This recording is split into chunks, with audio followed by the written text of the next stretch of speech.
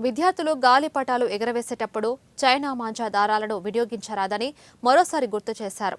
మెహబూబాబాద్ జిల్లా గార్ల బయ్యారం మండలం సిఐ రవికుమార్ అదేవిధంగా ఆధారాలను అమ్మిన వారిపై కేసులు బనాయిస్తామన్నారు.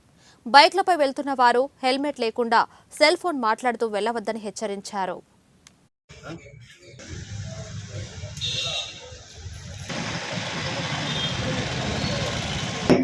సో ఇంటి పరిస్థితుల్లో ఆ చైనా మాంజాన్ని వాడకుండా చేయాల్సిన రకంగా అందరికీ లేదు కాబట్టి మేము రైట్ చేస్తున్నాం. యాజ్ వెల్ యాజ్ అందరికీ అవగాహన ఉండదు. ఇది కొంటే అంటే కొంతమంది చూస్తారు, ప్రస్తుతం కొంతమంది చూడలేకపోవచ్చు.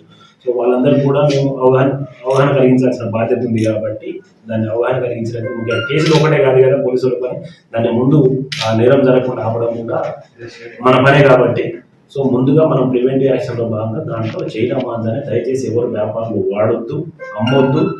ఎవరైనా వినియోగదారులు కూడా ఎక్కడైనా పరిశీలించినా కానీ 100కు కానీ లేకపోతే ఒక బయ్యారం ఎస్ఐ గారికి, బయ్యారం జిఏ గారికి ఎవరైనా free to call any time call ఇచ్చినా మేము రెస్పాండ్.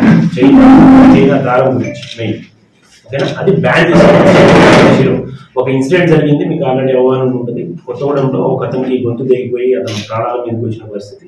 సో అది బ్యాన్ ఐటమ్ కాబట్టి దయచేసి అట్లాంటి వాడదు. First thing. Second thing QR code. DGP గారు చివరి ఒక వారం రోజుల సాధన చేసిందంటే ఒకటి క్యూఆర్ కోడ్, ఒకటి గవర్నమెంట్ తన యాక్షన్లో భాగంగా పోలీసులు ఏ విధంగా పనిచేస్తున్నారు, పోలీసులు పనితీరు అనేది ఏ విధంగా ఉన్నది